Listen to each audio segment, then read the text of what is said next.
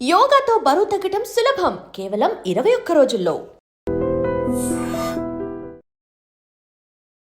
అందరికీ నమస్కారం. నేను మీ ఆయుర్వేద డాక్టర్ చిట్టిపొట్ల మధుసూదన శర్మని. మనం ఈ వీడియోలో నరాల వీక్నెస్ తగ్గాలంటే ఎలాంటి క్షేమదాయకమైనటువంటి ఆహార పదార్థాలని వాడుకోవాలి అనేటువంటి అంశాన్ని గురించి తెలుసుకోబోతున్నాం. నరాల బలహీనత, నర్వస్ వీక్నెస్ ఈ రోజుల్లో చాలామంది, అంటే ధనిక పేద, స్త్రీ పురుష, పెద్ద చిన్న తారతమ్యం లేకుండా చాలామందిని వేధించేటువంటి అత్యంత సర్వసాధారణమైనటువంటి ఇబ్బంది పెట్టేటువంటి సమస్య నరాల బలహీనత. ఈ నరాల బలహీనత అనేటువంటి సమస్య కలిగేందుకు అనేక రకాలైనటువంటి ప్రధానమైనటువంటి కారణాలు. అంటే కొన్ని రకాలైనటువంటి వ్యాధుల్లో ఈ యొక్క సమస్య కలగవచ్చు. అంటే ఉదాహరణకి షుగర్ వ్యాధి వచ్చినటువంటి వాళ్ళలో ఈ నరాల బలహీనత ఉంటుంది. నీరసము, నిస్త్రణ, బడలిక ఇలాంటివన్నీ కూడా ఈ యొక్క నరాల బలహీనత సమస్య ఉన్నటువంటి వాళ్ళలో కలుగుతుంటాయి అన్నమాట. అదేవిధంగా బీపీ ఉన్నటువంటి సమస్య ఉన్నటువంటి వాళ్ళలో ఈ నరాల బలహీనత కలుగుతూ ఉంటుంది. పోషకాహార లోపం ఉన్నటువంటి వాళ్ళలో ఈ నరాల బలహీనత కలుగుతుంటుంది. ఇలా వివిధ రకాలైనటువంటి వ్యాధుల్లో ఈ యొక్క నరాల బలహీనత, నర్వస్ వీక్నెస్ కలుగుతుంటుంది అనమాట. అట్లే కొన్ని రకాలైనటువంటి ఆధునిక కృత్రిమ రసాయన ఔషధాలు తప్పని పరిస్థితుల్లో వాడవలసినటువంటి పరిస్థితి ఏర్పడినప్పుడు ఆ యొక్క ఔషధాలు వాడుకోవడం వల్ల ఔషధాల్లో భాగంగా, సైడ్ ఎఫెక్ట్స్లో భాగంగా కూడా ఈ యొక్క నరాల బలహీనత, నర్వస్ వీక్నెస్ కలుగుతూ ఉంటుందన్నమాట. అట్లే దీనికి తోడు కొన్ని రకాల మానసిక ఒత్తిడి వల్ల కొంతమందికి నర్వస్ వీక్నెస్ కలుగుతుంటుంది. ఇలా వివిధ రకాలైన కారణాల వల్ల ఈ యొక్క నరాల బలహీనత కలుగుతుంటుంది. అట్లే కొంతమందికి ఆహారం బాగా తీసుకుంటున్నప్పటికీ నరాల బలహీనత కలుగుతుంటుంది.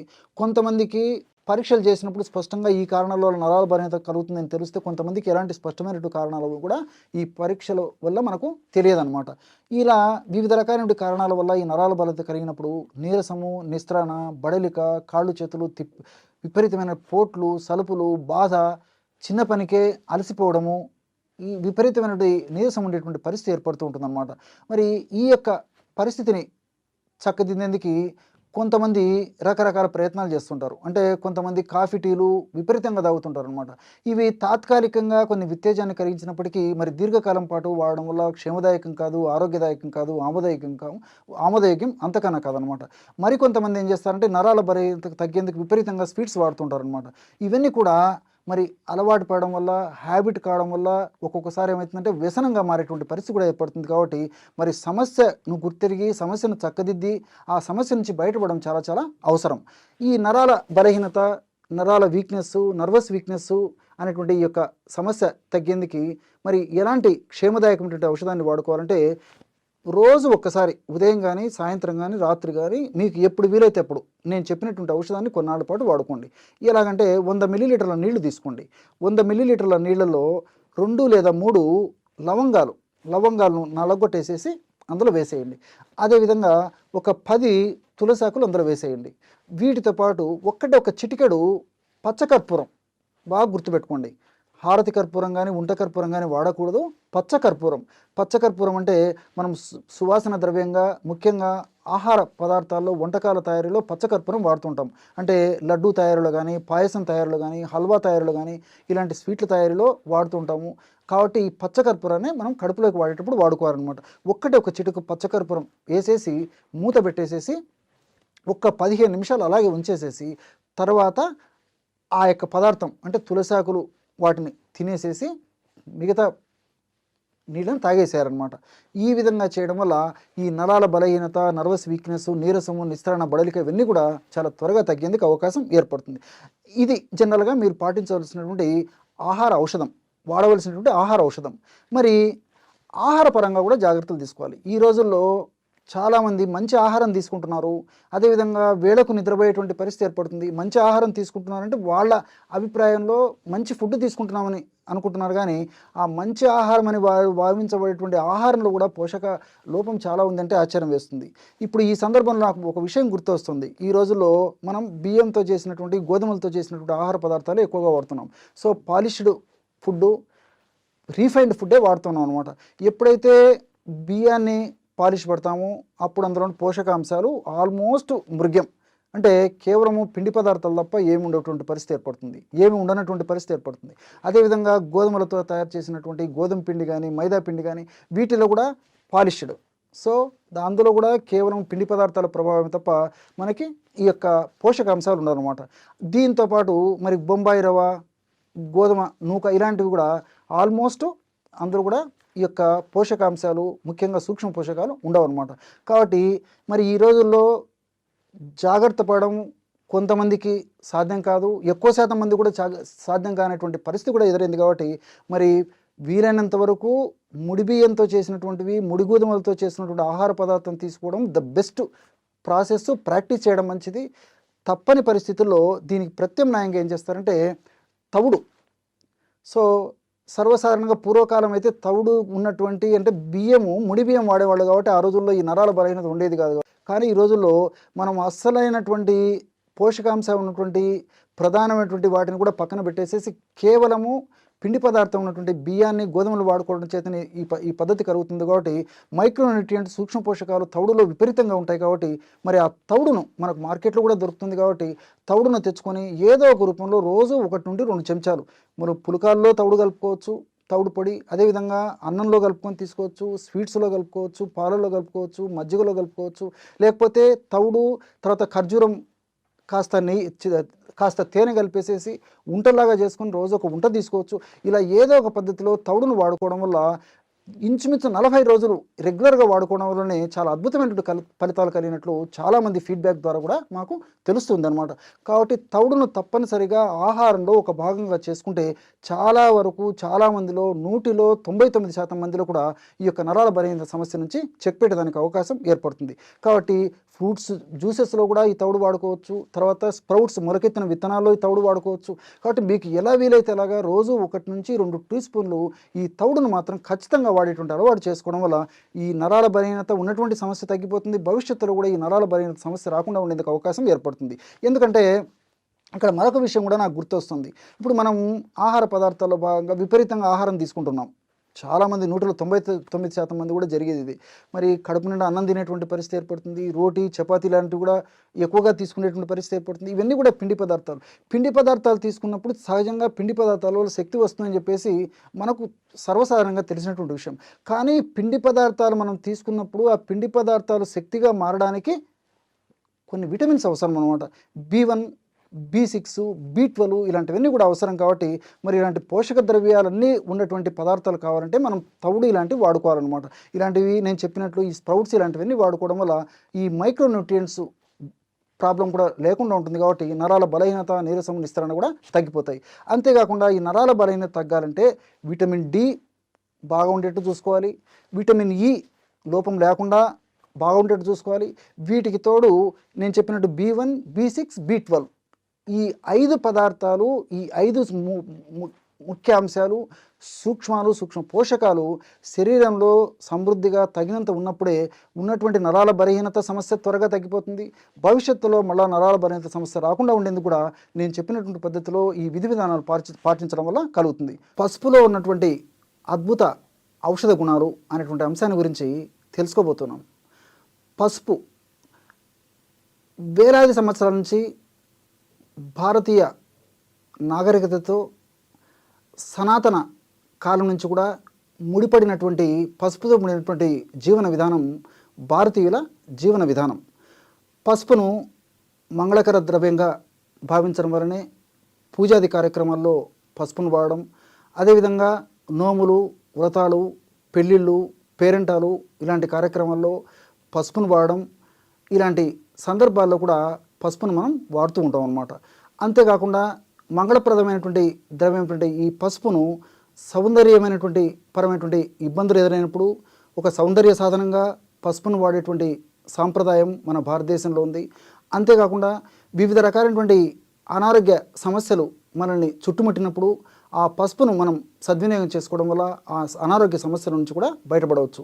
కాబట్టి పసుపు కేవలము మంగళప్రదమైనటువంటి ద్రవ్యమే కాకుండా సౌందర్య సాధనంగాను, అదేవిధంగా అనేక రకాలైనటువంటి వ్యాధులను తగ్గించేటువంటి ఔషధంగాను ఉపయోగపడుతుందంటే అతిశయోక్తి కాదు. వీటినన్నింటినీ దృష్టి ఉంచుకొని మన మహర్షులు వేలాది సంవత్సరాల క్రితమే ఈ పసుపుకు వివిధ రకాలైనటువంటి పేర్లను చెప్పడం జరిగింది. అంటే క్రిమిజ్ఞ అనేటువంటి పేరు పసుపు ఇవ్వడం జరిగింది.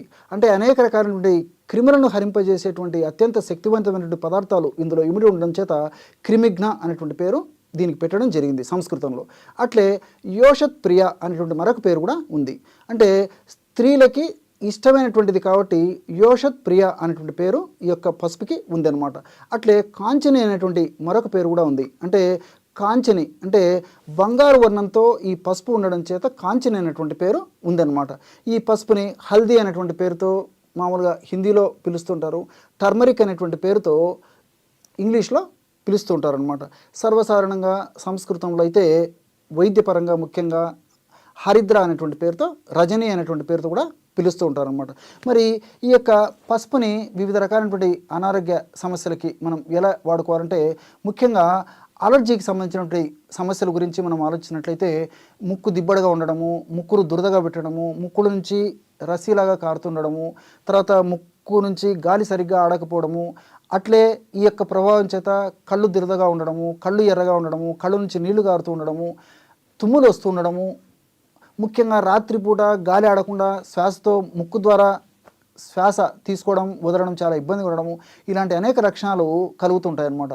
కొంతమందిలో తాత్కాలికంగా కలిగితే కొంతమందికిలో మాత్రం దీర్ఘకాలం పాటు కూడా వేధించేటువంటి పరిస్థితి ఏర్పడుతుంటుంది. కొంతమందిలో సీజన్లో విపరీతంగా వేధించేటువంటి పరిస్థితి ఏర్పడుతుంటుంది. ఏది ఏమైనప్పటికీ అలర్జీ, ఈ యొక్క అలర్జీ ఒక పట్టాన వదలదనమాట. వ్యాధి నిరోధక శక్తి తక్కువగా ఉన్నటువంటి వాళ్ళలో ఈ సమస్య మరీ జటిలంగా ఉంటుంది. మరి వ్యాధి నిరోధక శక్తి పెరిగి ఈ యొక్క సమస్య తగ్గి మరలా భవిష్యత్తులో పునరావృతం కాకుండా ఉండేందుకు, అంటే ఈ అలర్జీ మరలా పునరావృతం కాకుండా ఉండేందుకు ఈ పసుపు చాలా చక్కగా ఉపయోగపడుతుంది. మరి పసుపుని ఎలా మనం సద్వినియోగం చేసుకోవాలంటే, స్వచ్ఛమైనటువంటి పసుపు అంటే పసుపు కొమ్మలు దంచి తయారు చేసుకున్నటువంటి పొడి ఒక 5 గ్రాములు, జాజి పసుపు పొడి ఒక 5 గ్రాములు, జాపత్రి పొడి ఒక 5 గ్రాములు, లవంగాల పొడి 5 గ్రాములు, ఈ 4 పదార్థాలతో పాటు, ఈ 3 పదార్థాలతో పాటు దాల్చిన చెక్క పొడి 5 గ్రాములు, పసుపు పొడి, జాపత్రి పొడి, లవంగాల పొడి, తర్వాత దాల్చిన చెక్క పొడి, ఈ 4 పదార్థాలు ఒక్కొక్కటి 5 గ్రాములు తీసుకోవాలన్నమాట. ఈ 4 పదార్థాలు బాగా కలిపేసేసి ఒక గాజు సీసాలో నిల్వ ఉంచుకొని రోజు ఉదయం పరిగెడుపున ఒక్కసారి, అదేవిధంగా సాయంత్రం 5 నుంచి 7 గంటల మధ్యలో మరొక్కసారి ఈ యొక్క ఔషధాన్ని వాడుకోవాలి. ఎలాగంటే చాలా తక్కువ ప్రమాణమే వాడుకోవాలన్నమాట. అంటే దాదాపు 5-6 చిటికెల పొడి, చిటిక అంటే తెలుసు కదా, పించ్ అనమాట. అంటే ఈ 2 వేళ్లతో పట్టుకుంటే ఈ 2 వేళ్ల మధ్యలోకి ఎంత పౌడర్ వస్తుందో అంతగా అనమాట. కాబట్టి మ్యాక్సిమం 5 చిటికెలు లేదా మ్యాక్సిమం 7 చిటికెల వరకు కూడా వాడుకోవచ్చు అనమాట. అంతకంటే ఎక్కువ ఈ యొక్క ఔషధాన్ని వాడవలసినటువంటి అవసరం ఉండదు. ఈ పద్ధతిలో యొక్క ఔషధాన్ని తీసుకొని తగినంత స్వచ్ఛమైనటువంటి తేనె కలిపేసి రంగరించేసేసి చప్పరించేసేయాలి. ఇంతే. ఉదయం ఒక్కసారి, సాయంత్రం ఒక్కసారి. చిన్నపిల్లలైతే ఒక్క పించ్ వరకు, అంటే ఒక పించ్ నుంచి వాడుకోవచ్చు అనమాట. వయసు మరీ తక్కువగా ఉన్నటువంటి చిన్నపిల్లలకైతే ఒక పించ్ ప్రమాణం అయితే సరిపోతుంది. వయసు పెరిగే కొద్దీ క్రమక్రమంగా మరి 2 చిటికెలు, 3 చిటికెలు, 4 చిటికెలు ఈ విధంగా పెంచుకుంటూ వాడుకుంటే సరిపోతుంది. ఈ విధంగా వాడుకోవడం వల్ల ఈ ముక్కుకు సంబంధించినటువంటి అలర్జీ, నాసల్ అలర్జీ అని చెప్పబడేటువంటి అలర్జీకి చాలా చక్కటి పరిష్కారం, దీర్ఘకాలికంగా శాశ్వతమైనటువంటి పరిష్కారం కూడా కలిగేటువంటి పరిస్థితి ఏర్పడుతుంది.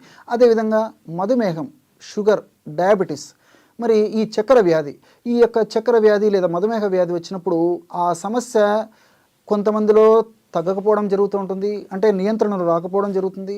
కొంతమందిలో నియంత్రణలో వచ్చినప్పటికీ వివిధ రకాలైన ఉపద్రవాలు కలగకుండా జరుగుతూ ఉంటుంది. అంటే తల నుంచి కాళ్ళ వరకు వివిధ రకాలైనటువంటి ఉపద్రవాలు, అంటే తలకు సంబంధించినటువంటి సమస్యలు, అదేవిధంగా రక్తనాళాలకు సంబంధించినటువంటి సమస్యలు, గుండెకు సంబంధించినటువంటి సమస్యలు, ప్రేగులకు సంబంధించినటువంటి సమస్యలు, నరాలకు సంబంధించినటువంటి సమస్యలు, చర్మానికి సంబంధించినటువంటి సమస్యలు, ఊపిరితిత్తులకు సంబంధించినటువంటి సమస్యలు, ఇలా కిడ్నీలకు సంబంధించినటువంటి సమస్యలు, ఇలా వివిధ రకాలైనటువంటి సమస్యలు కూడా ఈ మధుమేహ వ్యాధిగ్రస్తుల్లో విపరీతంగా కలుగుతుంటాయి అన్నమాట.